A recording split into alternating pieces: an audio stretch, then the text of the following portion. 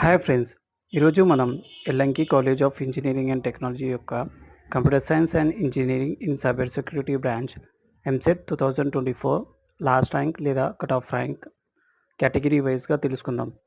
OC బాయ్స్కి వచ్చేసి 45,882, OC girls 66,500, PCI boys 1,30,123, PCI girls 1,63,811, BC boys 1,28,065, BCB girls 1,28,065, BCC boys 92,454, BCC girls 92,454, BCD boys 98,491, BCD girls 99,623.